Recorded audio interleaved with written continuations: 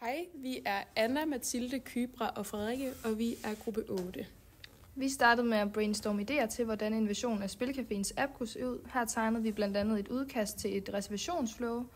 Gennem arbejdet blev vi enige om, at flowet skulle deles op i mindre trin, så det blev mere overskueligt for brugeren.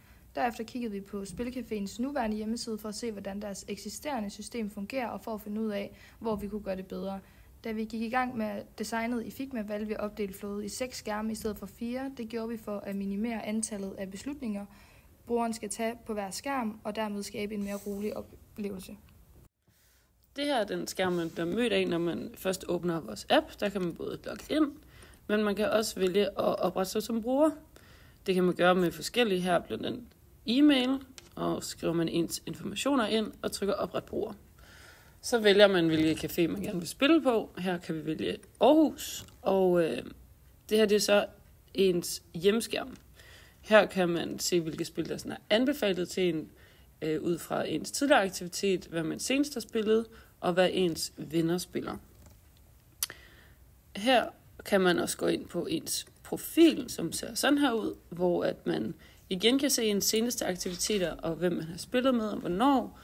Her er ens venner, og heroppe så kan man se, hvor mange spil man i alt har spillet, og hvor mange af dem man har vundet.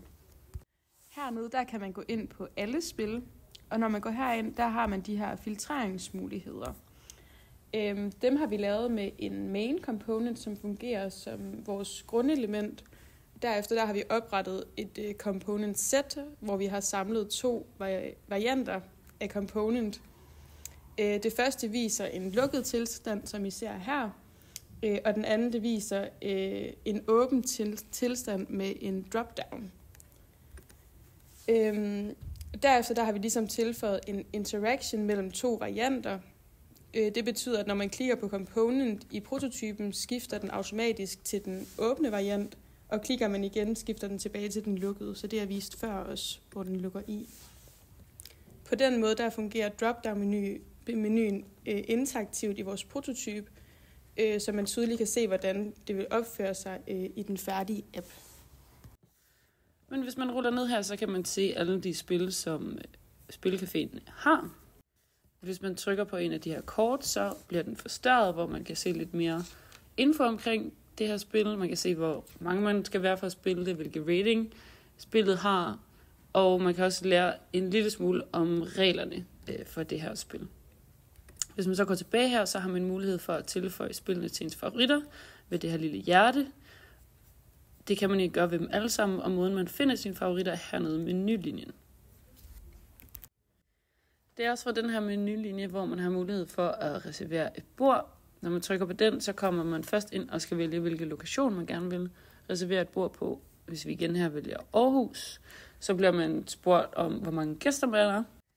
Efter man har valgt, hvor mange man er, så bliver man ført videre til at vælge en dato. I vores reservationsflow har vi arbejdet ud fra flere designprincipper. Et af dem er Jacobs Law, som handler om, at brugere forventer, at nye systemer minder om dem, de allerede kender. Derfor har vi valgt at tage udgangspunkt i kendte løsninger, f.eks. et flow, der minder om, når man booker et bord på en restaurant. Vi har også brugt Jacobs Law i bundmenuen. Her har vi 5 genkendelige ikoner i bunden af skærmen, ligesom man ser i mange andre apps. Det gør appen intuitiv og nem at bruge. Det samme gælder søgefeltet og filtreringsfunktionen, som ses ude på siden med alle spil, som følger et mønster, som mange brugere kender. Et andet princip, vi arbejder med, er Hicks Law. Det handler om at reducere den kognitive belastning, altså at gøre det nemmere for brugeren at træffe et valg. Der har vi delt bookingprocessen op i små bidder, så man kun skal tage én beslutning ad gangen. Til sidst har vi også tænkt over Fits Law. Det handler om, hvor let det er at ramme elementer på skærmen. I bundmenuen har vi derfor lavet store ens knapper med ekstra padding, så de er nemme at trykke på. Det samme gælder de runde knapper i bookingsystemet, som er designet, så de er let at ramme også på en mobilskærm. Her får man så lov til at vælge, hvilket tidspunkt, der passer ind bedst. Og man skal også udfylde, hvor lang tid man ønsker at være på Spilcaféen. Til sidst skal man skrive ens egne informationer ind som navn og e-mail, samtidig med at man kan se, hvad man har valgt tidligere i flowet for at dobbelttjekke, at det er de 2 gæster, man skal være, den dato og den slags. Når man så trykker bekræft booking, så får man igen en skærm op, der bekræfter ind i, hvad man tidligere har valgt, og man har mulighed for at tilføje datoen til ens kalender, eller blot at afslutte flowet.